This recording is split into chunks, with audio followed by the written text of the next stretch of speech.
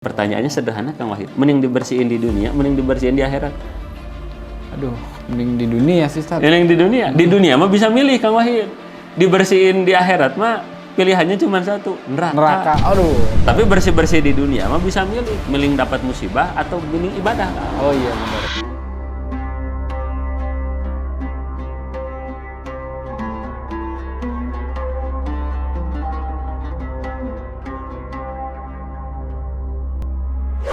Bismillahirrahmanirrahim. Assalamualaikum warahmatullahi wabarakatuh. Waalaikumsalam warahmatullahi wabarakatuh. Apa kabarnya teman-teman sekalian? Alhamdulillah bertemu lagi bersama saya Wahid Ikhwan dalam acara Tanya Ustadz. Nah, teman-teman sekalian, alhamdulillah di bulan ini di program Tanya Ustadz ini muncul pertanyaan-pertanyaan Ustadz nih. Ya. Dan alhamdulillah pertanyaan ini kita akan tujukan kepada Ustadz Sapria nih yang sudah duduk bersama kita. Assalamualaikum Ustadz. Waalaikumsalam warahmatullahi wabarakatuh Kang Wahid. Gimana kabarnya Ustadz? Alhamdulillah luar biasa, Allahu Akbar. Alhamdulillah masih semangat terus Ustadz ya. Insyaallah di bulan ini harus semangat. Nah, itu dia. Nah, di bulan ini kita akan sharing sama teman-teman sekalian tentang satu tema yang menarik nih, Ustadz. Apa itu, Kang? Ada pertanyaan. Kiat bahagia bagi orang yang malas ibadah. Nah, jadi malas ibadah tapi ingin minta bahagia. kiat bahagia nih. Nah, ini pertanyaan Siap. juga, makanya barangkali Ustadz Sapria punya nih Siap. pertanyaan-pertanyaan ini yang bisa dijawab. Nah, kita akan langsung tanya sama beliau nih teman sekalian. Kira-kira ada nggak sih Ustadz kiatnya? Siap. Baik.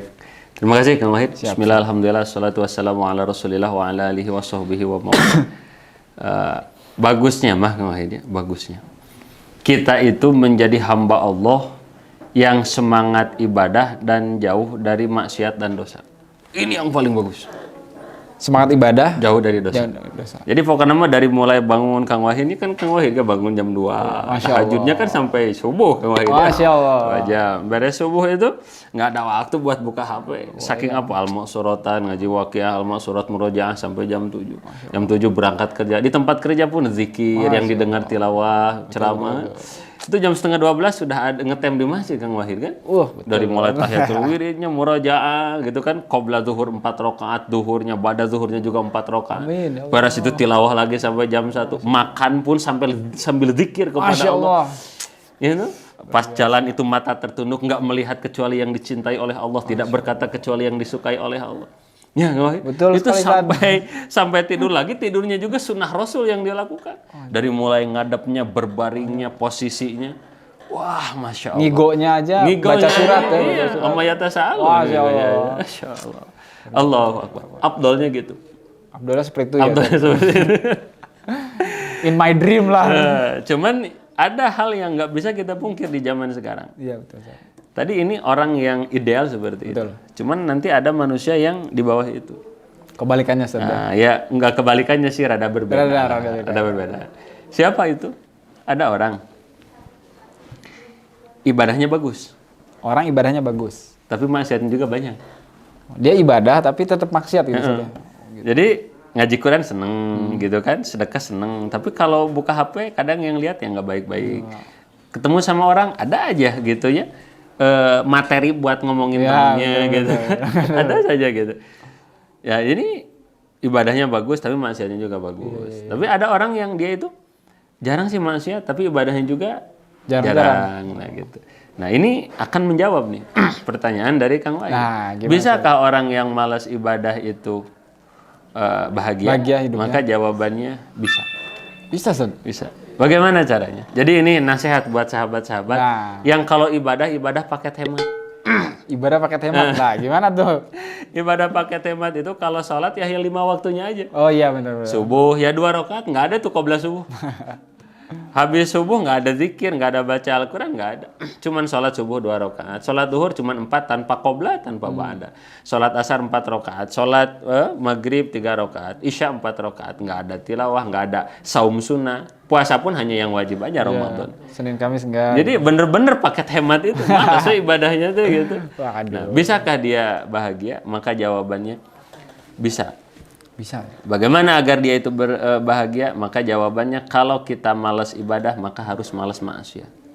Kalau kita malas ibadah, harus malas maksiat juga. Betul. Kenapa? Karena seperti ini Kang Wahid. Kata guru saya, izin ya disundakin dulu, nanti diterjemahin, Siap, siap.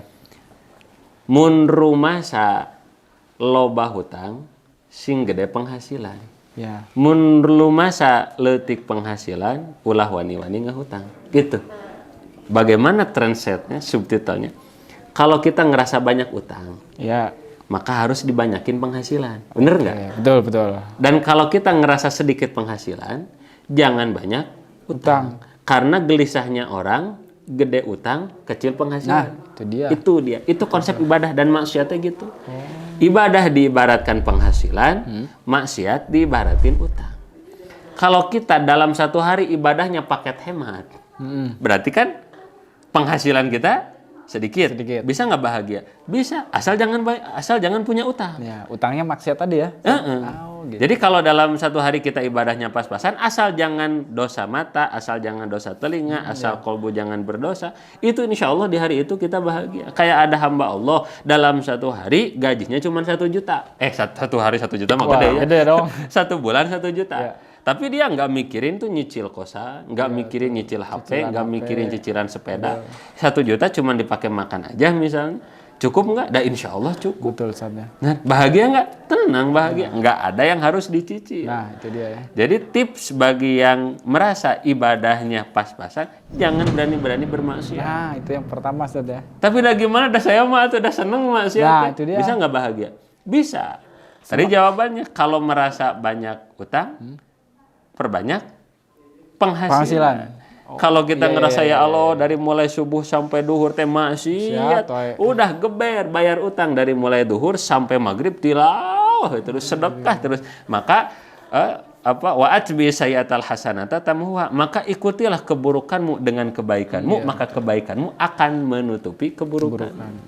Jadi ternyata untuk yang malas ibadah bisa bahagia, untuk yang rajin maksiat juga bisa bahagia. Apa kuncinya? Kalau malas ibadah, sing malas maksiat, insya Allah bahagia. Gitu ya. Kalau rajin maksiat, sing rajin ibadah, insya Allah bahagia. Iya, tapi yang jadi repot gini, gede utang, kecil penghasilan. Nah, Ari maksiatnya semangat, ibadahnya paket hemat. Nah itu yang nggak klop. Akhirnya dibayarnya dengan sakitnya hati. Dikhianati temen, sakitnya badan. Apa itu teh? Bayar dosa. Oh gitu deh. Jadi tinggal milih, kita banyak dosa mau dibayar pakai ibadah atau dibayar oleh sakit hati, kekecewaan, gelisah, guna-gulana, tinggal milih. Iya, betul.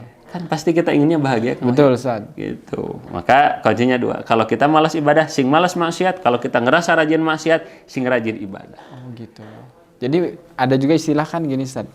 Musibah tuh penggugur dosa gitu ya, atau sakit penggugur dosa. Itu boleh jadi karena kita banyak maksiat tapi kurang ibadah, boleh jadi, Ustaz ya? Bisa jadi kayak gitu. Makanya dikifaratinya itu dengan apa? Kita tertusuk duri. Kata orang Sunda, dicatrok, diserele, digejebur, digudubrak, ya. Betul. Itu dari mulai jatuh, tergantung pintu, tercepit. Itu teh buat apa? Bayar dosa. Karena orang yang beruntung itu adalah orang yang ketika dia punya banyak dosa, Kang Wahid, kemudian di alam dunianya dia banyak menghadapi musibah. Dan musibah itu membersihkan dosanya. Sehingga ketika dia sudah meninggal dunia, dia sudah benar-benar bersih dari dosa. Pertanyaannya sederhana, Kang Wahid. Mending dibersihin di dunia, mending dibersihin di akhirat? Aduh, mending di dunia sih, Ustaz. Mending di dunia. Di dunia mah bisa milih, Kang Wahid. Dibersihin di akhirat mah pilihannya cuma satu, neraka. Aduh. Tapi bersih-bersih di dunia mah bisa milih dapat musibah atau mending ibadah. Oh iya, benar. Betul. Hidup mah simpel, Kang Wahid. Hidup itu harus capek. Harus capek, Ustaz. Kalau kita nggak capek di ibadah, kita harus siap capek menghadapi masalah. Boleh jadi kita kurang capek di ibadah. Karena saya punya keyakinan orang yang capek di ibadah nanti masalahnya langsung ditanggung oleh Allah. Tapi orang yang jarang ibadah kan tetap harus capek tuh. Iya, betul. Maka capeknya harus di masalah. Kalau kita banyak masalah, pertanyaannya berapa kali mata kita berair pedih dipakai baca Quran? Nah, itu dia. Berapa kali tubuh kita letih dipakai dakwah? Rasulullah saja yang sudah dijamin surga, kaki beliau bengkak dipakai apa? Tahajud. Kita mah harusnya patah-patah ya. Wah, bener tuh? Bener. Nabi aja sampai bengkak-bengkak. Nabi sampai bengkak ahli surga. Lah kita belum jelas. Harusnya kan kaki kita patah-patah. Bener, ya? Rasul itu kalau di musim dingin sampai keluar darah dari pori-pori kaki beliau. Dipakai sholat. Ya kan, pertanyaan saya, masalah kita dan masalah Nabi gedean siapa? dengan masalah Nabi Ustaz. Kita mah nggak ada apa-apa dengan masalah Nabi. Nabi stres enggak? Enggak ada Allah yang langsung jadi pembela. Kenapa? Karena Nabi berlelah-lelah di jalan Allah. Tapi kalau kita Kang Wahid ya, capeknya di ibadah. Tidak ada kita melihat kecuali yang dicintai Allah. Wah, terus jihad dan lain sebagainya. Nanti masalah Allah yang nanti langsung jadi pembela. Itu Kang Wahid. Luar biasa nih ya. Kita juga nih teman-teman mungkin banyaknya juga kalau baca Quran sampai perih matanya. Nah, itu. Tapi perihnya juga harus berbanding lurus. Nah, itu. Perihnya itu harus beres 2 juz. Perihnya tuh baru baca satu kaca langsung perih. Yasin ya, baru Yasin udah berair. Udah perih. Sadaqallahul azim. Tutup.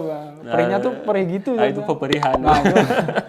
Harus perihnya tuh bener-bener sampai Ya gitu, kita nambah Quran Kang Wahid. Rasul itu sampai bengkak kaki beliau dipakai tahajud. Pertanyaan kita bengkak ketika apa? Main futsal, sliding tackle. Bener-bener ya. Ya. Bener. Nah, itu dia. Gitu, Kang Wahid. Masya Allah, ini tips banget nih buat kita semua nih, buat teman-teman juga bagaimana agar kita hidup tuh jangan pengen enaknya aja Ustaz. Jadi kata Ustaz Sapria tadi harus berlelah. Harus capek. Capek itu suatu keharusan Ustaz dalam hidup ya. Al-aisyu fi ta'bi, hidup itu hakikatnya dalam kelelahan. Aduh, Kang Wahid, jangankan kita yang kerja, yang pengangguran capek nggak? Capek hati. Capek nyari kerja. Capek nyari kerja, capek diomongin mertua. Nah, itu dia. Ya, pasti capek. Tempat kita istirahat bukan di alam dunia, di mana? Di surga. Masya Allah, amin ya Allah. Bahkan orang yang sudah sukses pun tetap capek Ustaz. Ada aja masalah, mau punya uang triliunan juga masalah mah tetap ada. Masya Allah. Jadi memang kita hidup itu harus berlelah-lelah agar nanti di surga kita tinggal menikmati hasil. Betul, istirahat. Masya Allah, istirahat betul, istirahat di surga. Nah itu dia teman sekalian, terima kasih nih Ustaz Sapria sudah mengingatkan kita semua bahwasanya iringilah maksiat itu dengan kebaikan. Gitu ya. Selalu iringi suatu maksiat atau keburukan itu dengan kebaikan. Bayar utang ya. Nah, jangan mau ngutangnya aja tapi nggak mau ditutup tuh ya. Tutuplah maksiat dengan kebaikan, dengan ibadah kita. Luar biasa nih teman sekalian. Terima kasih Ustaz Sapria. Sama-sama. Sudah sharing dengan kita semua. Bermanfaat nih, jadi pengingat juga buat kita semua teman sekalian. Amin. Terima kasih juga buat teman-teman yang sudah nonton acara ini. Bagi teman-teman yang suka dengan video ini, jangan lupa tekan tombol like. Bagi teman-teman yang belum berlangganan, jangan lupa tekan tombol subscribe. Saya Wahid Ihwan bersama dengan Ustaz Sapria. Mohon pamit undur diri. Terima kasih. Assalamualaikum warahmatullahi wabarakatuh. Waalaikumsalam warahmatullahi wabarakatuh.